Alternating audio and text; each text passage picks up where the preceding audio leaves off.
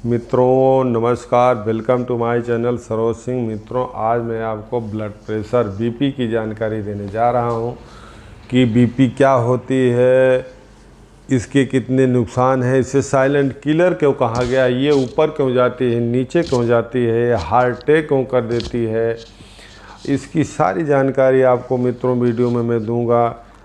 इसके इलाज में की जानकारी भी वीडियो में दूंगा कि बीपी को नॉर्मल कैसे किया जाता है, कोलेस्ट्रॉल कैसे कम किया जाता है, तो इसकी सारी जानकारी दूंगा वीडियो में। लेकिन ये है कि हमारे वीडियो को लाइक सब्सक्राइब करते रहिए, जिससे आप तक जो भी मैं वीडियो बनाऊँ पहुंच जाए। रही बात कमेंट बॉक्स में भी आप जो है अपनी जो भी समस्या हो उसमें भेजते रहिए, आपको जवाब दूंगा।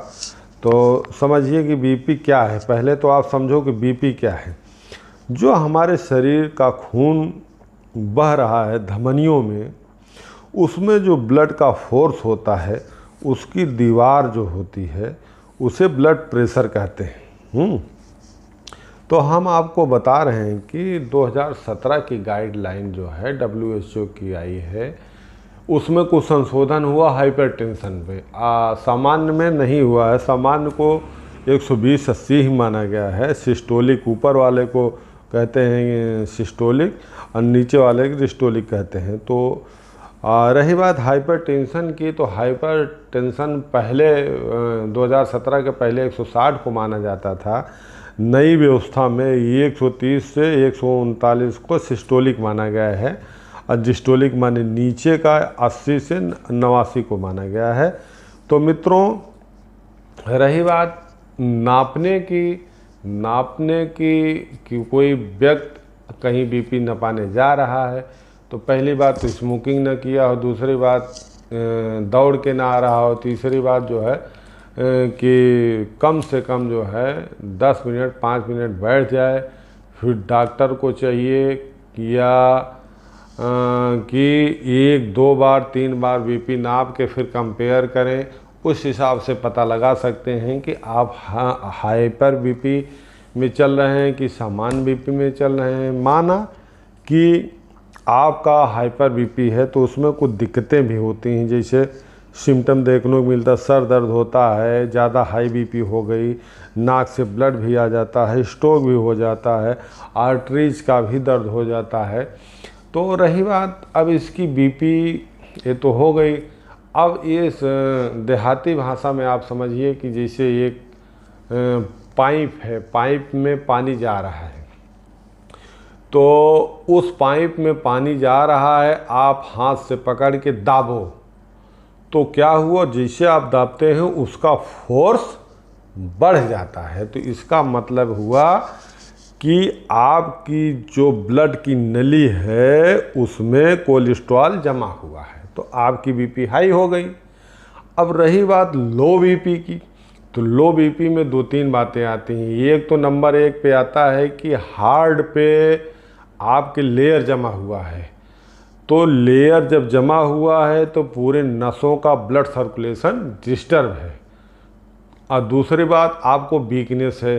तीसरी बात आप बॉडी वेट के हिसाब से आपका वज़न ज़्यादा होगा। जैसे मानो कि बॉडी वेट के हिसाब से मान लो एक मंजिल के लिए 1 किलोवाट का आपने मोटर लगा पानी चढ़ाने के लिए, और 3 मंजिल आपने घर बनवा लिया, तीसरे मंजिल पे पानी चढ़ा रहे हैं, तब मोटर को चालू करो और तीसरी मंजिल जाने के लिए, तो मोटर आपको तीसरी मंजिल पानी देगा? नहीं देगा। उसी तरीके से आपकी शरीर का जो मानक फिक्स है लंबाई के हिसाब से वज़न होना चाहिए, उसी हिसाब से आपका हार्ट पंप करेगा, फिर जाके पूरे शरीर को ब्लड सर्कुलेट करेगा। अगर आपका वज़न बढ़ा हुआ तो पूरे शरीर को ब्लड कैसे सर्कुलेट करेगा? तब आप समझ जाइए कि ये बीपी लो होता है। और रही बात जब आर्टरीज में ब्लॉकेज बढ़ता है, तो आपको समझ लीजिए कि बीपी बढ़ रही है, माने पंप आपने उंगली से दाबा, फोर्स बढ़ा तो बीपी बढ़ रही है। डॉक्टर साहब के पास गए, 25 mg की दवा आपको दे दिए, हाँ आप 6 महीने तक सामान्य रहे। फिर डॉक्टर साहब बड़ी दिक्कत हो रही है, बीपी इस समय कुछ हाई रह रहा है, ठीक है आइए। फिर 50 mg का लिख दिए, फिर 6 महीना ठीक रहे, फिर आप गए से उसके बाद डॉक्टर साहब फिर कुछ प्रॉब्लम बोला, ठीक ठीक ठीक ठीक, हाँ आपकी बात ठीक हो जाएंगे, तो फिर आपको जो है 100 mg की लिख दिए। इसी तरीके से आपको प्रमाण बम बना दे रहे हैं। आप नेचुरल ठीक होने के लिए नहीं सोच रहे हैं, आप क्या कर रहे हैं, क्योंकि गोली सस्ती है, खाने में सस्ता है और संयम नियम करने में भाई दिक्कत होती है, नेचुरल पद्धति में आने में, हर चीज़ सिस्टम में आने में दिक्कत होती है। तो आप अपने आप को प्रमाण बम बना दिए। तो एक बात समझ लीजिए, बीपी ये तो नसों में ब्लॉकेज की वजह से बढ़ता है, दूसरे अगर आपके पास शुगर है तो भी बीपी बढ़ेगा, अगर आपके पास थायराइड है तो भी बीपी बढ़ेगा। तो हाई बीपी जो होती है वो तो मान लीजिए कि उतना ख़तरनाक नहीं होती है, लेकिन जो नीचे की बीपी अगर हाई हो जाती है, माना 80 है, 80 से 90 हो गया, 100 हो गया, तो समझ लीजिए कि हार्ट अटैक आना है जल्द से जल्द।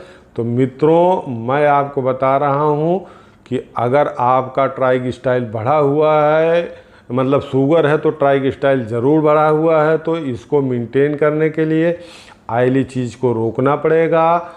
सबसे पहले 200 ग्राम आपको सलाद लेना पड़ेगा, क्योंकि ये फाइबर जब आपके लीवर में जाएगा तो ये टॉक्सिन को निकालने का काम करता है। इसमें नेचर ने ऑपरेशन करने की शक्ति दी है, इसको आप समझो कि ये 200 ग्राम सलाद प्लस फल में खाने के पहले इतनी इसमें शक्ति है कि ये पूरे ब्लड को ऑपरेशन करके गंदगी को निकाल लेता है, तब आपका जीवन बच सकता है, बीपी आपकी सही हो सकती है।